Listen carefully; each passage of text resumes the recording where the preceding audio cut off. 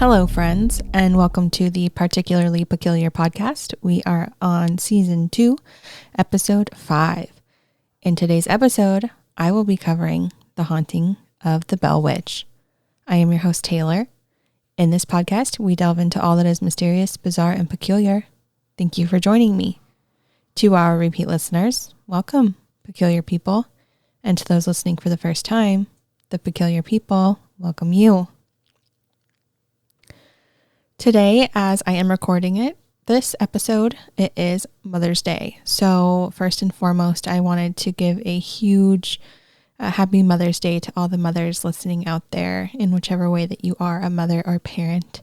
So I hope you are celebrating your day and your family is making you feel loved and wonderful, as they should, right?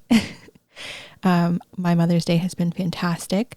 I woke up to French toast and bacon, so that's always a plus. So that's all I wanted to say before we jump into the episode. The Bell Witch haunting. This is one I have heard a few times before. I've mostly heard it from other podcasts. One interesting thing about this case is that it does kind of tie into our history. And honestly, I really enjoy when we have those like weird ties into our past. It's kind of interesting to think about. You'll know what I'm talking about when we get to that part of the story, but it's just really fun and interesting. So I hope y'all like it. Today, I used sources from Blue Ridge Mountains Travel Guide and the Shared Tennessee Government Files.com. I also utilized the Wikipedia page of the Bell Witch haunting. First, let's start with the Bell family.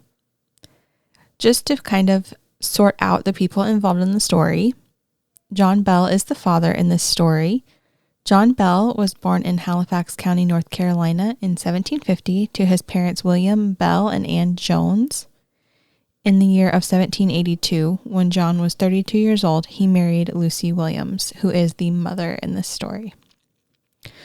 Lucy was born to prominent farmer John Williams in Edgecombe County, North Carolina. I am unsure of the exact year that she was born, but some accounts state that Lucy was only 12 years old when she and John Bell were married, quote unquote married, if you can call it that. Obviously, problematic. But unfortunately, that was the times. I imagine it was arranged for wealth and status because luckily for John, he did attain wealth and status while building up his family farm in Edgecombe County. Not much was to be said about the couple until 22 years later. The year is 1804. John Bell would be 54 years old. Lucy would be 34 if she were truly 12 when they were married. And at this point, they have 9 children. Their children are Jesse, John Jr., Drury, Benjamin, Esther, Zadok, Elizabeth, Richard, and Joel. In 1804, the Bells and their 9 children moved to Adams, Tennessee, where they began to build a farm on 1,000 acres along the Red River. The Bell family and the local area came under attack by a mostly invisible entity that was able to speak, affect the environment, and shapeshift. Some accounts record the spirit also to have been clairvoyant and capable of crossing long distances, or just at least being able to be in more than one place at one time. One of the very first strange occurrences on the property happened in the year 1816. It's really interesting that the haunting or the infestation or whatever you would like to call it didn't happen until 12 years after they moved out there. I wonder if it had like a poltergeist type thing when the kids started to get older. I'm not sure. We will discuss more of those theories towards the end. However, the first occurrence really happened in 1816 when it was said that John Bell shot at a dog-like creature on their property. Unfortunately, the creature vanished, and they were never able to identify what it had been. By 1817, the family was used to odd things happening around the house. They would see creatures around the house or random shapes and figures, things out of the corner of their eye. Strange sounds would happen, knocking on the doors and windows, all the usual run-of-the-mill haunting. But the children also reported something very strange, something I have never really heard of in a haunting, like wings flapping against the ceiling. when there was, of course, no flying animal in the home.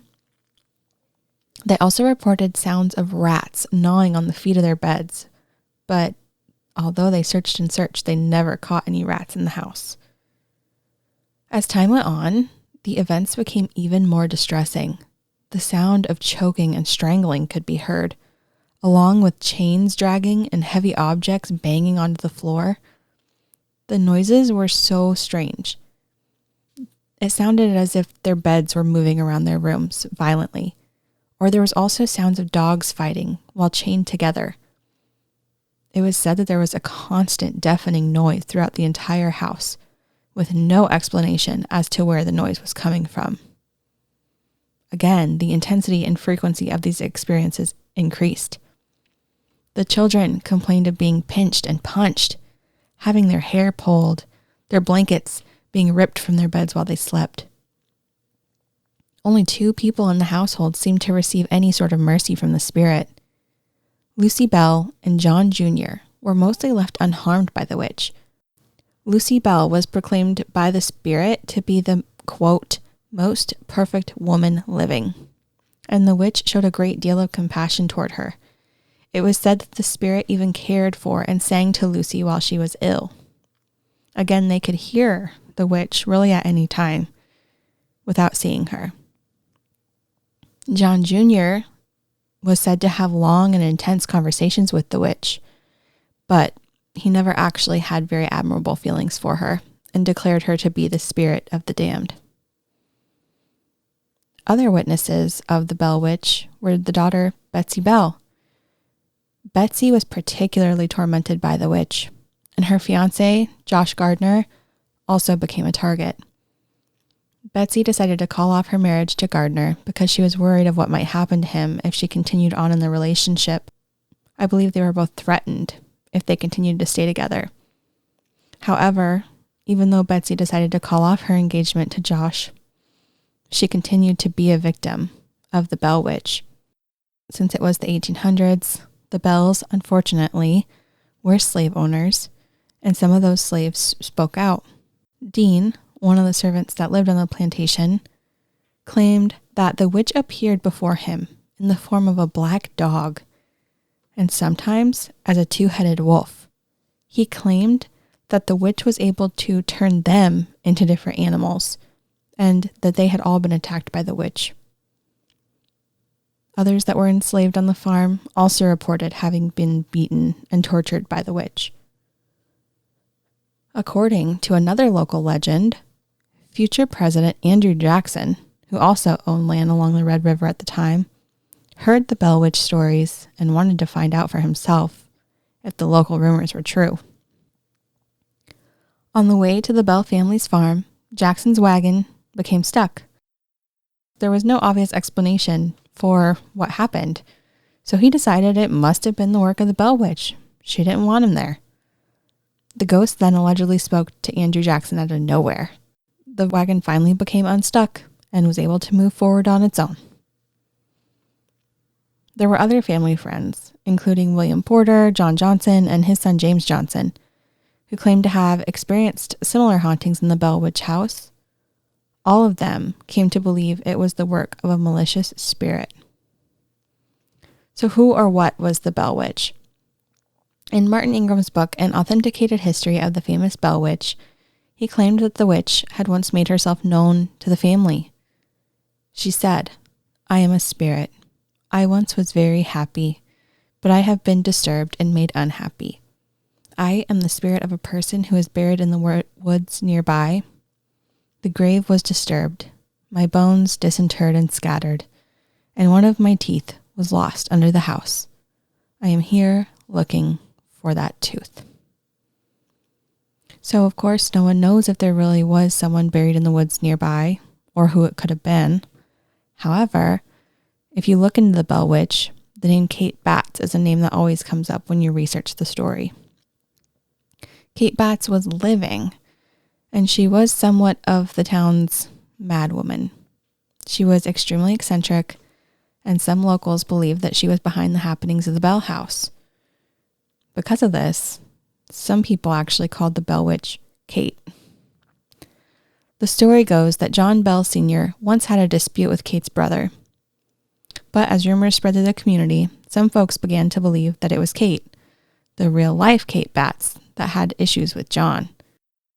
This hearsay, combined with the fact that some locals believed Kate to be a witch, resulted in her being blamed for the haunting episodes that plagued the Bell family for years.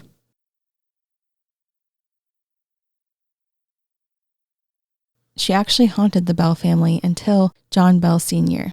passed away. The Bell Witch's abuse and torment gradually took a heavy toll on John Bell's physical and mental state. On December 19th of 1820, his son John Jr. went to the medicine cabinet to get his father's medicine. Instead of seeing the 3 usual bottles of medicine, he only saw 1. I believe it was morphine that he was taking at that time. Martin Ingram's book records the witch as to say, "It is useless for you to try to relieve old Jack. I have him this time. He will never get up from that bed again." Then the witch stated that she gave old Jack a big dose of it last night while he was fast asleep, which fixed him. John Sr. was said to die the next day. The witch was said to even have caused quite a ruckus at his funeral. However, any sort of happenings involving the witch dramatically declined after John Bell's death. So what happened to the Bell family? Of their children, Benjamin died as a young child. Zadok went on to become a prominent lawyer, and he moved to Mississippi, although he also died young. Esther married Bennett Porter in 1817. Jesse married Martha Gunn, the daughter of Reverend Thomas Gunn, and also moved to Mississippi. John Bell Jr. married Elizabeth Gunn, who was also a daughter of Reverend Thomas Gunn, and he became a successful farmer in Robertson County. Drury never married, but he did own a farm on the north side of the Red River. Betsy Bell did eventually go on to marry her former teacher, Richard Powell, and they also moved on to Mississippi. Richard Williams was married 3 times, to Sally Gunn, the daughter of Reverend Thomas Gunn, Susan Gunn, who was a daughter of Reverend James Gunn, and Eliza Orndorff. He lived his life in Robertson County. The youngest child, Joel Egbert, married twice and moved to Springfield. Despite all that they had gone through, and what the Bells had termed, quote, our family trouble, all the children continued to flourish. Some descendants of the Bells still live in Tennessee and other southern and midwestern states. Of course, over the years, there have been many books written about the Bell Witch, as well as YouTube videos made, paranormal investigations done, and of course, podcasts have all covered the Bell Witch haunting. There are still some areas that one is able to become a little closer to the story. There is the Bell Witch Cave, which is the only original feature of the Bell Farm that can still be seen today. It is a cave located on what was once the Bell's property in Adams, Tennessee. Visitors can explore the cave, and they can actually see it, much as the family would have back in the early 1800s. In 2008, the cave was listed on the National Historical Registry. The historic Bell Witch Cave manages the site. They have also preserved the original chimney stack of the Bell's home. Their cabin has been reconstructed and turned into a museum, where historic photos and other relevant documents can be viewed. The Bell Witch Historical Marker can be seen in Adams, which is in Robertson County, Tennessee. For locals there, you may know, the marker is located on County Route 41. It is close to the grounds of the Bell School Building. The log cabin that once stood on the Bell Farm was moved to the grounds of the Bell School in Adams, 1982. It is believed that a number of the logs in the reconstructed cabin were part of the original Bell house. Actually, Joel, one of John and Lucy's sons, lived in the cabin until 1855. The Bell School Building site is now a park, but the building itself is home to an antique mall, a restroom, tea room, and the Adams Museum and Archives. I think it's really neat that they kept a lot of the Bell Witch haunting history around. The 1800s was such an early time for stories of ghosts or hauntings. Not so much witches, but definitely hauntings and things like that. So it was really interesting to see such an early haunting. I think I have to add this location to our bucket list. It'd be so fun to see. So what do I think the Bell Witch was? Honestly, I have no idea. It's just so strange. I mean, it appears as a haunting, when it comes to things like hearing strange noises, knocks, and movement and seeing things out of the corner of your eye. But to have someone actually speaking to them, but then also doing nice things for them, like singing to Lucy and taking care of them and talking with the children and stuff, it's very, very interesting. I don't think I've ever heard of a haunting quite like the Bell Witch haunting. So, I mean, if you did believe at the time that a witch could kind of project into a place and speak to the people there and make things happen, that could be it. So the speaking thing is really what gets me. As far as the other stuff, I would say more poltergeist activity. Like if there's a lot of movement going on, a lot of strange sounds, things like that, that would make me think more poltergeist, especially with the different ages of the children. So I don't really know. It's definitely a really interesting and strange story. What do you guys think? What do you think the Bell Witch was? Was it just a haunting? Was it a witch? Poltergeist? Or maybe something different? Was it made up? It's just such a crazy story to still be prevalent after all these years. Let me know what you think. Visit us at particularlypeculiar.com, where you can use that submission form to share with us how you feel about this episode, what you think the Bell Witch was. You can also send in ideas for episodes and a peculiar story of your own. You can also find all of our socials at that website. I am on TikTok and Instagram, and I do believe we have a Facebook page. There's also a link to our store there as well, and a donation tab if you would like to help out the show. Remember to like, rate, review, subscribe, comment, whatever it is you can do on whatever platform you use. And that's really all that I have for you today. And we will see you again soon. Until next time, our peculiar people.